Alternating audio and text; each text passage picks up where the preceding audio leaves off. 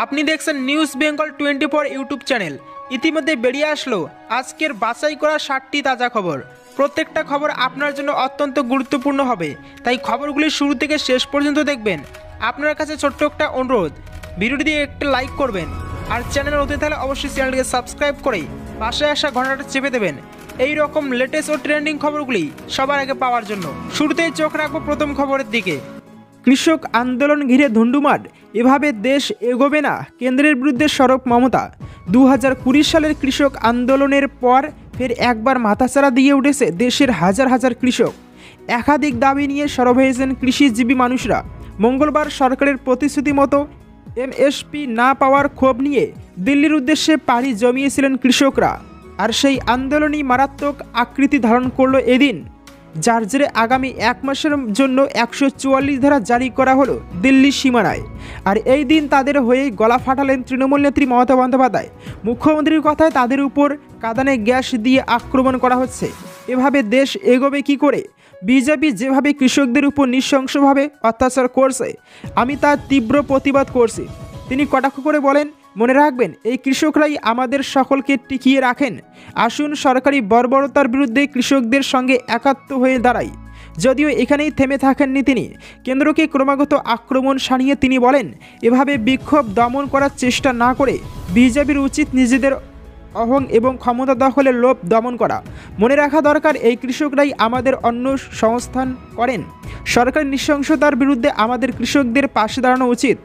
যদিও এটাই প্রথম নয়, এর আগে 2020 সালে একবার ভয়ঙ্কর হয়ে উঠেছিল কৃষক আন্দোলন।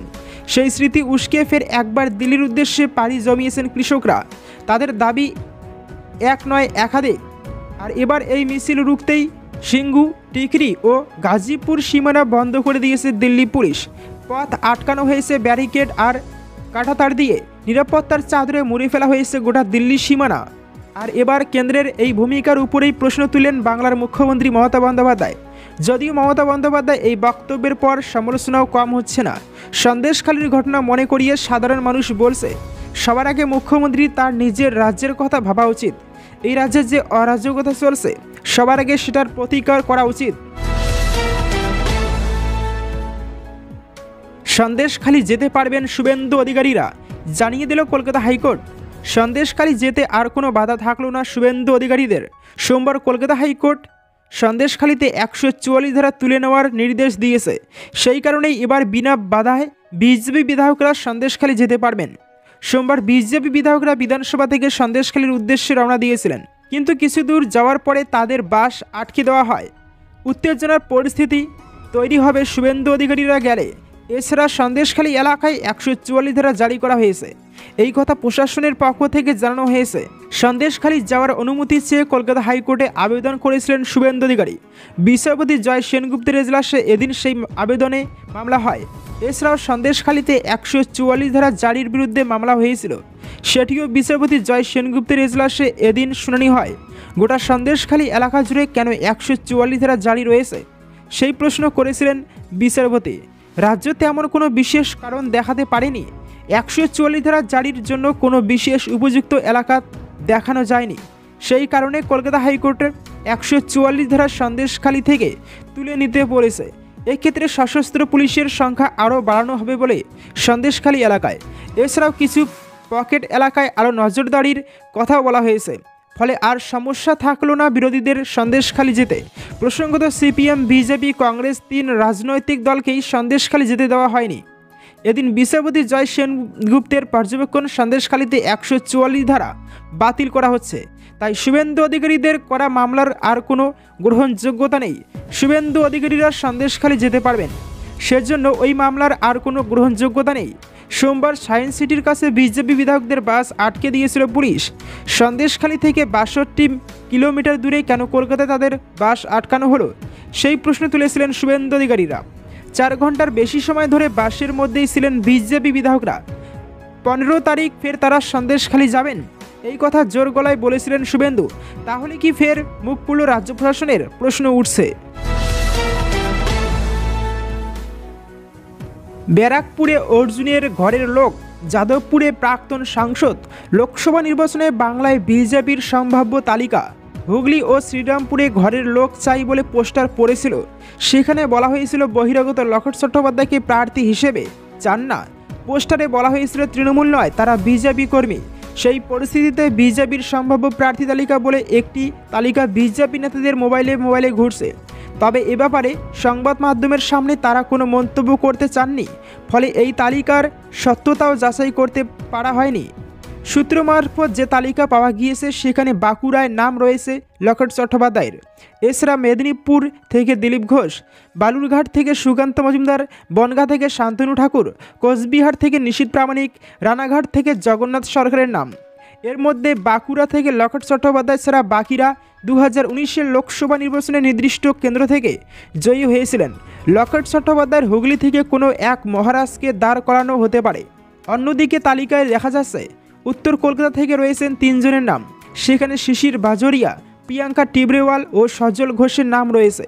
যাদবপুর থেকে রূপা গাঙ্গুলি, দমদম থেকে শিলভদ্র দত্ত এবং সৌরভ শিকদারের নাম রয়েছে। সেখানে বলা হয়েছে কৃষ্ণনগর থেকে এবার চমক থাকতে পারে। তমলুক থেকে দিব্যেন্দু অধিকারী এবং আসানসোল থেকে কৈলাস খের, জিতেন্দ্র তিওয়ারি ও অগ্নিমিত্রা পালের নাম রয়েছে। ব্যারাকপুর থেকে রয়েছেন অর্জুন সিংয়ের ছেলের নাম।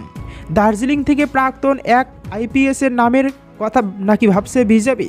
রায়গঞ্জ থেকে দেবশ্রী চৌধুরীকে বদল করে নতুন মুখ আনা হতে পারে। ঘাটাল থেকে দাঁড় করানো হতে পারে হিরণ চট্টোপাধ্যায়কে।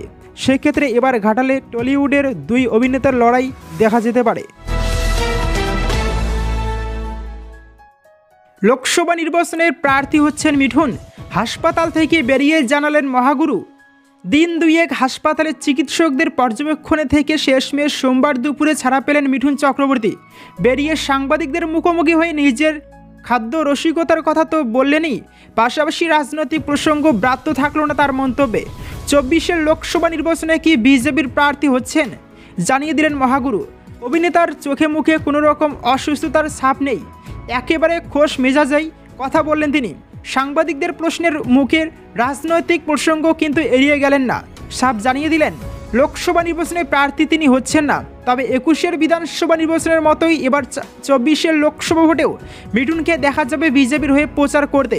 মহাগুরু জানালেন, আগামী 1 তারিখ থেকে লাগাতার প্রচার শুরু করব। একাধারে বাংলায় প্রচারের পাশাপাশি অন্য কোনো রাজ্যে যদি যেতে হয় তাহলেও যাব। শুধু তাই নয়, সন্দেশখালীতে শুভেন্দু অধিকারীকে আটকানো প্রসঙ্গে মিঠুনের বক্তব্য, ও খুব শক্তিশালী নেতা, ওকে আটকে কোনো লাভ নেই, ঠিক বেরিয়ে যাবে। প্রধানমন্ত্রীর ফোন পেয়েও বেজায় খুশি তিনি। বললেন, নরেন্দ্র মোদীকে খুব শ্রদ্ধা করি আমি। সোমবার হাসপাতাল থেকে বেরোনোর সময় পাশেই দেখা গেল ছেলে মিমো ওরফে মহাক্ষয় চক্রবর্তীকে। সাংবাদিকদের মুখোমুখি হয়ে তৃণমূলের তারকা সাংসদ তথা সহ অভিনেতা দেবের প্রশংসাতেও পঞ্চমুখ মিঠুন চক্রবর্তী। হাসপাতালে দেখতে এসেছিলেন তিনি। সেই প্রসঙ্গে টেনে মিঠুন বলেন, দেব খুব ভালো ছেলে, অত্যন্ত বুদ্ধিমান। ঠিক যে সময় দেবকে নিয়ে রাজ্য রাজনীতি তোলপাড়, এমত অবস্থায় সাংসদ অভিনেতাকে গুড বয় সার্টিফিকেট মিঠুনের। শনিবার মেগাস্টারের অসুস্থতার খবর ছড়িয়ে পড়তেই বিনোদন দুনিয়া থেকে রাজনৈতিক মহল উদ্বিগ্ন হয়ে ওঠে। রাজনৈতিক মতাদর্শ রং সমস্ত কিছু দূরে রেখে গত 2 দিন তাকে দেখতে ছুটে গিয়েছেন তৃণমূলের তারকা সাংসদ ও বিধায়কেরা। সেই তালিকায় যেমন দেবশ্রী রায়, দেব, সোহম চক্রবর্তীরা রয়েছেন, তেমনই সুজিত বসুকেও দেখা গিয়েছে উদ্বিগ্ন মুখে হাসপাতাল থেকে বেরোতে। রোববার ফোন করে খোঁজ নিয়েছেন খোদ প্রধানমন্ত্রী নরেন্দ্র মোদী। দিল্লিতে অধিবেশন সেরেই রোববার কলকাতায় পা রেখে মিঠুনকে দেখতে গিয়েছেন সুকান্ত মজুমদার। শুভেন্দু অধিকারী হাসপাতালে মিঠুনের সঙ্গে বেশ খানিকক্ষণ খোশ মেজাজে আড্ডাও দেন। জয়পুর থেকে শুটিংয়ের ফাঁকে খোঁজ নিয়েছেন রুদ্রনীল ঘোষও। শুধু তাই নয়, মিঠুনকে দেখতে সোমবার 7 সকালে গেলেন দিলীপ ঘোষও।